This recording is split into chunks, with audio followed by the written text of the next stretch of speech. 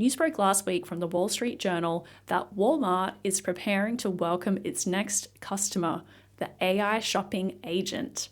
I'm going to share an overview of the news, a few perspectives that have been shared by others in the space so far about what this means, and then offer my own. Let's jump in. Good morning and welcome to the Retail Media Breakfast Club. I'm your host, Kiri Masters, and every weekday at 6 a.m. Eastern, I bring you candid and real discussions in the world of retail media and marketplaces in just 10 minutes. So bring your own cup of coffee and we'll get smarter about retail media together. So part one, what is Walmart doing here? Here's a few key takeaways from the Wall Street Journal piece. One is that Walmart is developing its own shopping agents for basic tasks like reordering groceries and handling complex prompts like plan a unicorn-themed party for my daughter. This goes beyond the basic assistants that we're seeing every retailer and their mother launch recently, which is a glorified search system.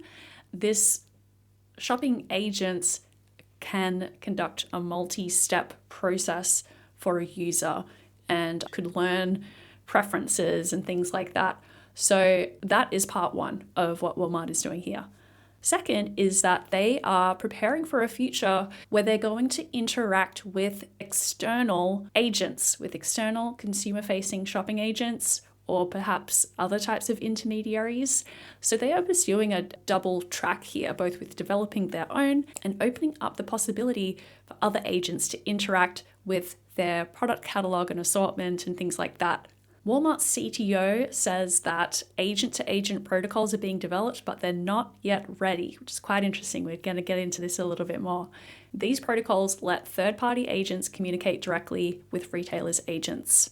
Number 3, search ranking influences agent behavior.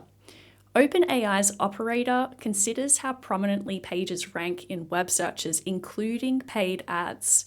Highly ranked pages are more likely to appear in operator. And this is really one of the big questions that we have in the industry around what is the role of sponsored product ads going forward.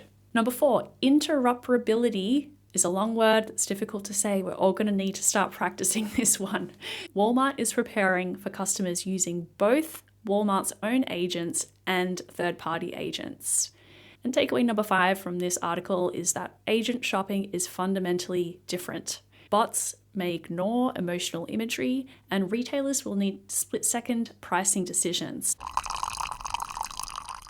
So how does this all tie into other AI developments that we're seeing elsewhere in the retail industry? And are any other retailers out there doing something similar, or at least talking about it? And the answer is no. Amazon is the only one getting close, but they are not pursuing this interoperability path that Walmart is. I'm getting pitches constantly now from retailers who've launched their own generative AI assistant for consumers, or maybe on the employee side, like helping employees locate products and talk about features and benefits to customers and things like that. And that's sort of the stage that most retailers are at. They're building sort of glorified search engines within a generative AI assistant on the front end. But it's not really answering this new path to purchase that is emerging, which is I want to use my own AI assistant that I have come to know and love, and who knows all this stuff about me and can help me make decisions about brands and trends and things like that. I want to use that same system rather than going over to a retailer and starting over from scratch. So Amazon is the only one that really comes close to what Walmart is talking about here, which is they have built their own consumer-facing AI agents, which includes Alexa Plus and Buy For Me. It has a native shopping assistant, Rufus, and then they have also launched a developer-focused tool called Nova Act, which could in theory be used to create AI shopping agents that could interface with other retailers. So sort of setting a bit of a double standard here, like, oh, we'll give you the tools to develop agents to visit other retailers, but we won't let any agents visit us. I don't see that changing anytime soon. So in terms of the tech here, there's a couple of, when we talk about open standards and Walmart is talking about these model protocols being developed, there's two that you should understand at least a little about. One is Google's agent-to-agent protocol, or A2A, and the other is Anthropic's Model Context Protocol, or MCP, which lets AI models connect with external tools and data sources. This is what could ultimately enable Walmart's interoperability bet. So it's sort of like an API where the agent can plug into the back end, get the information it needs, rather than navigating to the website, typing out a search query, clicking through things just to tell you which pack of diapers has the best price per unit or something like that. So it's an instantaneous request rather than actually sending sort of web scraping traffic to a website. That's just my ultra dumbed down version of how it works. But the long and short of it is that Amazon is building a walled garden, whereas Walmart is preparing for an open ecosystem. All right, let's get into what other people have said so far about this. One is that the low-hanging fruit here, especially for brands, but also for retailers, is product content.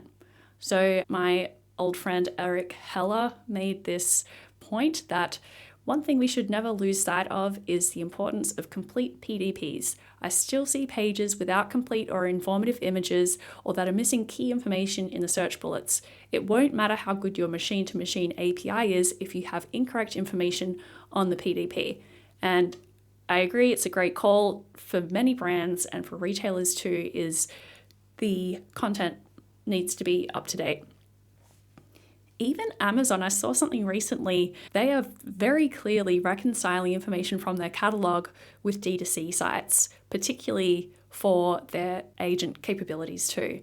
Another interesting take, which I don't necessarily agree with, is from Bryan Gott. And Bryan says, I feel like a lot of organizations have failed to ask one thing. Do people want AI help? Because I mostly don't, and it's increasingly annoying to get it forced on me. And my response here is, I think we need to look at some cohort data here. And the reality is a lot of people are becoming like kind of scarily close to ChatGPT. I've probably seen some memes around people, it's sort of like their best friend now.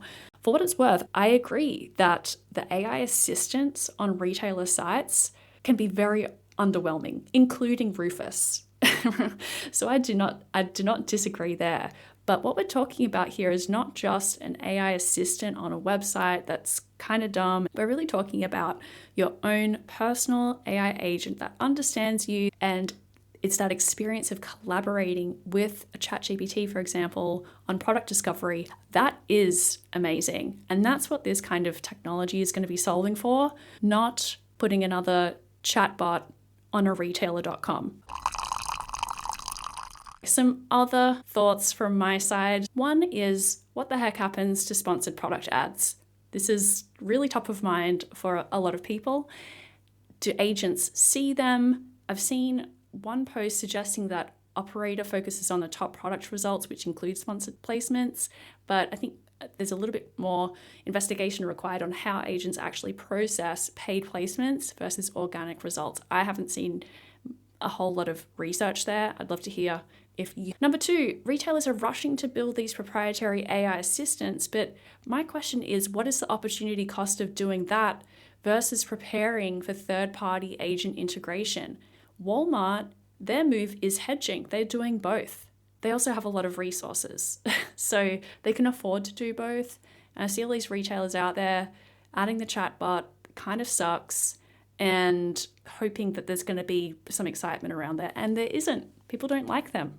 I wonder if some of these retailers would spend their time and resources a little more wisely by looking at these new protocols and building around them. Number three is site performance could become competitive. What's going to happen with all these agents cruising around your website? It's going to create all these traffic spikes, false impressions on your organic content, on the ads, going to throw all the ad units out of whack. A direct agent-to-agent interface eliminates these issues. Number four, I think that that's going to be part of the preference that agents develop, is they're probably going to want to go and transact with retailers that have an agent protocol on the other side, because it takes less compute power for them to do that.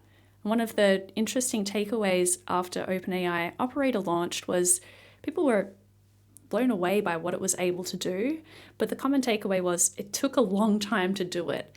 Watching the agent go and navigate to this website, type in a query, try and find the drop-down box, have to try and maybe do a capture form or something like that. So I think that your AI agent is going to have a preference for interacting with retailers that have a context protocol on the other side. All right, gone a little long here, but the conclusion is really that brands and retailers that get this right won't be the ones with the flashiest AI features on their websites necessarily. They're just going to be the ones that make it seamless for both humans and AI to do business with them.